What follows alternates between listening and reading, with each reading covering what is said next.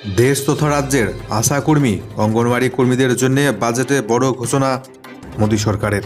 কোর্টের নির্দেশের পর জ্ঞানব্যাপী মসজিদের ভেতরেই শুরু হলো রাত 12টার সময় পুজো অর্চনা। সতর্ক পুলিশ প্রশাসন। পেটিএম ব্যাঙ্ক অ্যাকাউন্ট থাকলে সতর্ক হয়ে যান। 29শে ফেব্রুয়ারির পর পেটিএম পরিষেবা বন্ধের নির্দেশ রিজার্ভ ব্যাঙ্ক অফ ইন্ডিয়ার। অপরদিকে গ্রেপ্তার ঝাড়খণ্ডের মুখ্যমন্ত্রী, গেলেন শীর্ষ আদালতে। শুক্রবার শুনানি। ভারতীয় রেল এবং বিমান ভাড়া হচ্ছে সস্তা, বড় ঘোষণা এবারের বাজেটে। আজ থেকে শুরু হচ্ছে মাধ্যমিক পরীক্ষা। প্রশ্ন ফাঁস হলেই এবছরের জন্য মাধ্যমিক পরীক্ষা বাতিল হয়ে যাবে উক্ত পরীক্ষার্থীর। একেবারে অভিনব পদ্ধতি চালু পর্ষদের। আবাস যোজনায় আরও 2 কোটি বাড়ি নেক্সট 5 বছরে। বিনামূল্যে মিলবে বিদ্যুৎ। এছাড়াও আজ থেকেই মুখ্যমন্ত্রী মমতা ব্যানার্জি রাজ্যের 13 লক্ষ মহিলার অ্যাকাউন্টে পাঠাতে শুরু করেছেন লক্ষ্মীর ভাণ্ডার প্রকল্পের টাকা। 9 লক্ষ মানুষ পেতে শুরু করলেন, অ্যাকাউন্টে ঢুকতে শুরু করলো বার্ধক্য ভাতা প্রকল্পের টাকা। বিস্তারিত জানাবো, শেষ পর্যন্ত জুড়ে থাকুন প্রিয় চ্যানেল রোজ বাংলার পর্দায়। রাজ্যের নতুন করে 13 লক্ষ মহিলার অ্যাকাউন্টে লক্ষ্মীর ভাণ্ডার প্রকল্পের টাকা পাঠালেন মুখ্যমন্ত্রী মমতা বন্দ্যোপাধ্যায়। এছাড়াও কন্যাশ্রী, বার্ধক্য ভাতা নিয়েও বড় সুখবর। 1 ফেব্রুয়ারি থেকে নতুন করে যারা আবেদন করেছেন লক্ষ্মীর ভাণ্ডার প্রকল্পে, বিভিন্ন দুয়ারে সরকার ক্যাম্পে গিয়ে এতদিন টাকা পাচ্ছিলেন না, সেরকম 13 লক্ষ মহিলার অ্যাকাউন্টে সরাসরি টাকা পাঠানো শুরু করলেন রাজ্যের মুখ্যমন্ত্রী। আরও 13 লক্ষ মহিলা লক্ষ্মীর ভাণ্ডার প্রকল্পের টাকা অ্যাকাউন্টে সরাসরি পেতে শুরু করেছেন 1 ফেব্রুয়ারি থেকে। এছাড়াও 1 ফেব্রুয়ারি থেকে আরও 9 লক্ষ আম জনতা বার্ধক্য ভাতা পেতে শুরু করেছেন। 1 ফেব্রুয়ারি থেকে আরও 10 লক্ষ মেয়ে কন্যাশ্রী পাবেন। পূর্ব বর্ধমান জেলার প্রশাসনিক সভা থেকে এমনটাই ঘোষণা রাজ্যের মুখ্যমন্ত্রী মমতা ব্যানার্জির। 1 ফেব্রুয়ারি থেকে 13 লক্ষ মহিলা নতুন করে লক্ষ্মীর ভাণ্ডার প্রকল্পের টাকা পেতে শুরু করেছেন। এছাড়াও বার্ধক্য ভাতা যারা আবেদন করেছিলেন, টাকা পাচ্ছিলেন না, তারাও কিন্তু পেতে শুরু করেছেন টাকা।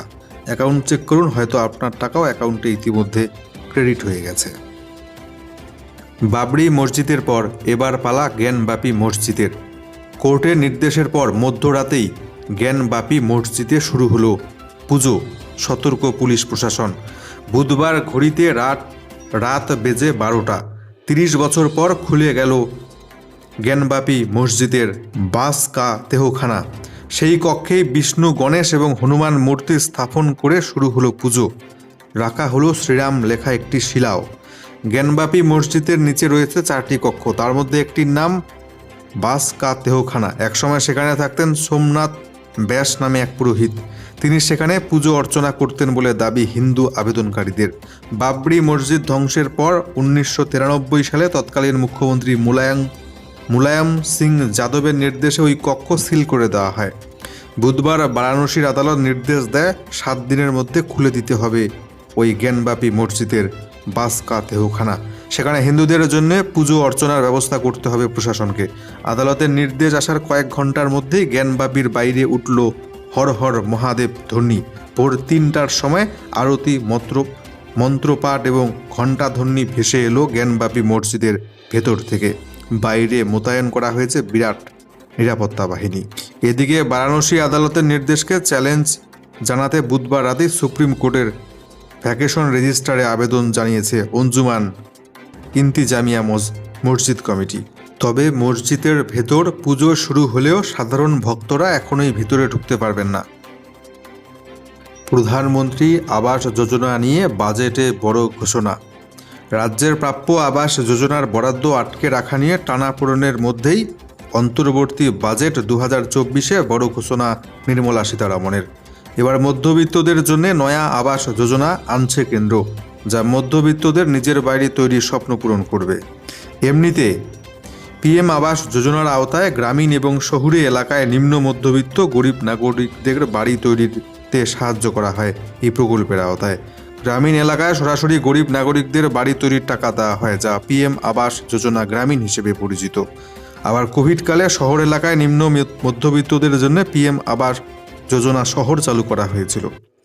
অর্থমন্ত্রী এদিন ঘোষণা করলেন মধ্যবিত্তদের জন্য এবার নতুন আবাস যোজনা চালু করছে কেন্দ্রীয় সরকার। এদিন তিনি জানিয়েছেন, আমরা প্রায় 3 কোটি বাড়ি তৈরির লক্ষ্যমাত্রায় পৌঁছে গিয়েছি। আগামী 5 বছরে এই আবাস যোজনা প্রকল্পে আরও 2 কোটি বাড়ি বানাবার টার্গেট নিয়েছি আমরা, জানালেন এদিন নির্মলা সীতারামন। এছাড়াও তিনি জানিয়েছেন, দেশের 1 কোটি বাড়ির ছাদে সৌরশক্তি প্রকল্প বসানোর সিদ্ধান্ত নিয়েছে মোদী সরকার। অযোধ্যায় রাম মন্দির উদ্বোধনের পবিত্র দিনে ওই ঘোষণাটি করেছিলেন প্রধানমন্ত্রী। অনেকটাই সস্তা হচ্ছে বিমান ভাড়া, বন্দে ভারত এক্সপ্রেসের মতো হবে 40,000 সাধারণ বগি। অন্তর্বর্তী বাজেটে বড় ঘোষণা কেন্দ্রীয় অর্থমন্ত্রীর। অন্তর্বর্তী বাজেটে রেলের জন্য বড় ঘোষণা। অর্থমন্ত্রী জানালেন, রেলের 40,000 সাধারণ বগিকে পুরোপুরি বন্দে ভারত এক্সপ্রেসের মতো করা হবে। বাড়ানো হবে ট্রেনের গতি। গোটা দেশে মেট্রো রেলের উন্নয়ন করা হবে বলে ঘোষণা করেছেন তিনি। সস্তা হবে বিমান সফর। অর্থমন্ত্রী বলেন, এখন আমাদের দেশে 149টি বিমানবন্দর রয়েছে। একাধিক ভারতীয় সংস্থার তরফে 1000-এর বেশি বিমানের অর্ডার দেওয়া হয়েছে। আগামী দিনে আরও অনেকটাই সস্তা হবে আকাশপথের সফর, অর্থাৎ বিমান ভাড়া। এছাড়াও রেলওয়ের জন্য 3টি ইকোনমিক করিডর তৈরি করার কথা ঘোষণা করেছেন তিনি। সিমেন্ট করিডর, মিনারেল করিডর এবং শক্তি করিডর তৈরি করা হবে। আজ শুরু হচ্ছে রাজ্য জুড়ে মাধ্যমিক পরীক্ষা। প্রশ্ন ফাঁস রুখতে এবার অভিনব পদ্ধতি। প্রশ্ন ফাঁস হলেই উক্ত পরীক্ষার্থীর মাধ্যমিক পরীক্ষা হবে বাতিল। আজ শুক্রবার থেকে শুরু হচ্ছে এবছরের মাধ্যমিক পরীক্ষা। রাজ্য জুড়ে 2675টি পরীক্ষা কেন্দ্রে মাধ্যমিকে অংশগ্রহণ করতে চলেছে রাজ্যের প্রায় 9,23,000 পরীক্ষার্থী। পরিবর্তিত সময়সূচি অনুযায়ী সকাল 9:45 শুরু হচ্ছে পরীক্ষা, চলবে দুপুর 1টা পর্যন্ত।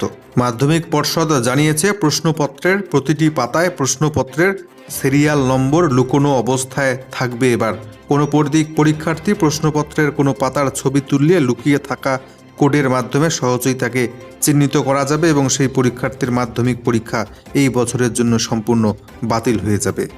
এই নতুন ব্যবস্থায় পরীক্ষার্থী যে প্রশ্নপত্রে পরীক্ষা দেবে সেই প্রশ্নপত্রে থাকা সিরিয়াল নম্বরটি তাকে বাধ্যতামূলকভাবে তার উত্তরপত্রের উপরে এবং অ্যাটেন্ডেন্স শিটের নির্দিষ্ট স্থানে লিখতে হবে। এছাড়া গত বছরের মতোই সিসিটিভি নজরদারি থাকছে সমস্ত পরীক্ষা কেন্দ্রে। 12ই ফেব্রুয়ারি পর্যন্ত চলবে এবছরের মাধ্যমিক পরীক্ষা। পেটিএম অ্যাকাউন্ট তথা পেটিএম পেমেন্টস ব্যাংকে যদি থাকে আপনার অ্যাকাউন্ট, পড়বেন চরম সমস্যায়। 29শে ফেব্রুয়ারির পর পেটিএম পরিষেবা পুরোপুরি বন্ধের নির্দেশ রিজার্ভ ব্যাঙ্ক অফ ইন্ডিয়ার। পেটিএমের শেয়ারে বিরাট বড় ধস। Reserve bank Paytm payments bank লিমিটেডকে অবিলম্বে নতুন গ্রাহকদের কাছ থেকে আমানত গ্রহণ বন্ধ করার নির্দেশ দিয়েছে। 29শে ফেব্রুয়ারির পর আর কোনো আমানত তারা জমা নিতে পারবে না। এক প্রেস বিবৃতিতে আরবিআই জানিয়েছে, লাগাতার নির্দেশ অমান্য করার জন্য পেটিএমের বিরুদ্ধে ব্যবস্থা নেওয়া হচ্ছে। এরপর আর কোনো গ্রাহকের অ্যাকাউন্ট, ওয়ালেট বা ফাস্ট্যাগে কোনো টাকা জমা নিতে বা ক্রেডিটে লেনদেন করতে পারবে না। বুধবার আরবিআই এর নির্দেশের পরেই ধস নেমেছে পেটিএমের শেয়ারে।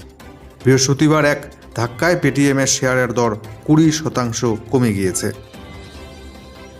দেশ তথা রাজ্যের আশাকর্মী এবং অঙ্গনওয়াড়ি কর্মীদের জন্য এবারের বাজেটে বড় ঘোষণা মোদী সরকারের। এবার থেকে অঙ্গনওয়াড়ি কর্মী এবং আশা কর্মীদেরকেও আয়ুষ্মান প্রকল্পের আওতায় আনছে কেন্দ্রীয় সরকার। এই স্বাস্থ্য স্কিমের অধীনে প্রতি বছর পরিবার পিছু বিনামূল্যে 5 লক্ষ টাকা পর্যন্ত চিকিৎসার সুবিধা দেওয়া হয়। গত বছর 27 ডিসেম্বর পর্যন্ত গোটা দেশের 12 কোটি পরিবারের অন্তত 55 কোটি মানুষ এই স্কিমের আওতায় রয়েছেন। বৃহস্পতিবার অন্তর্বর্তী বাজেট ঘোষণার সময় কেন্দ্রীয় অর্থমন্ত্রী জানালেন এবার দেশ তথা রাজ্যের সমস্ত আশাকর্মী, অঙ্গনওয়াড়ি কর্মীদের আয়ুষ্মান ভারত প্রকল্পের আওতায় আনছে মোদী সরকার। অপরদিকে একদিন আগেই ইডির হাতে গ্রেপ্তার হয়েছেন ঝাড়খণ্ডের মুখ্যমন্ত্রী হেমন্ত সোরেন। গ্রেপ্তারের বিরুদ্ধে এবার শীর্ষ আদালতের দ্বারস্থ ওই রাজ্যের মুখ্যমন্ত্রী। শুক্রবার শুনানি।